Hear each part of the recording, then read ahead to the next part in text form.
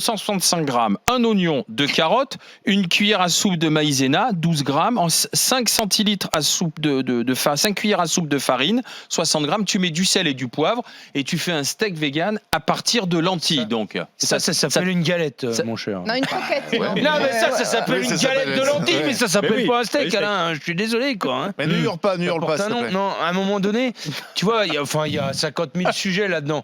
Alors déjà, vous dire que le soja, ça n'a pas le goût du bœuf.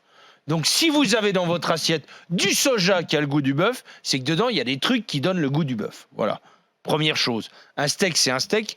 Quand je vois qu'on fait des lois pour savoir si tu as le droit de mettre le voile à l'extérieur du sas, à l'intérieur du sas, dans les toilettes de la mairie, on va arriver à faire une loi. Et par contre, il y a un couillon qui se lève un matin qui dit on va appeler des lentilles steak. Et là, tout le monde est d'accord.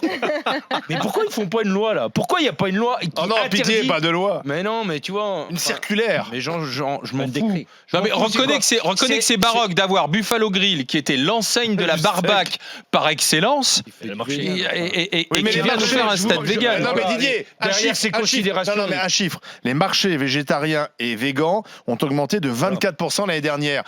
Buffalo Grill se dit, très bien, je viens avec une famille. Il y a une famille qui vient. Le papa, il continue peut-être de manger de la viande, mais la fille de 20 ans, elle est végan, et donc elle restera dans mon restaurant parce que je lui proposerai à cette fille de 20 ans un steak végan. Et donc la famille va continuer à venir chez moi. Comme l'a dit David. Il s'appelle Jérôme. David Marty, c'est le joueur. J'y arriverai jamais.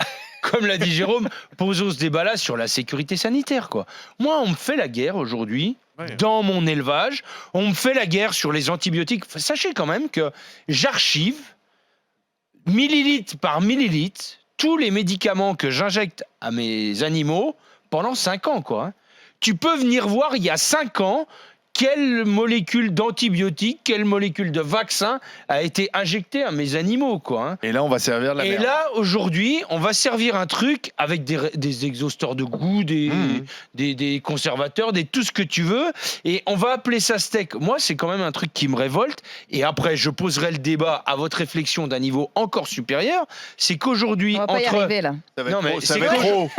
C'est trop, on va qu'aujourd'hui, jamais y arriver. entre de la viande qui est élevée à l'herbe, qui est le principal piège à carbone, qui est le truc le plus écologique du monde, qui est l'herbe qui pousse sur mes sols avec lequel on fait de la viande, et un steak de tofu, enfin de soja ou de lentilles, qui est quand même, désolé, mais un steak de tofu, c'est du soja, et le soja, c'est quand même un truc qui est produit d'abord en Amérique du Sud, en déforestant la planète à grands coups de pesticides, quoi. Moi, je soumets cette réflexion à vos consciences, quoi.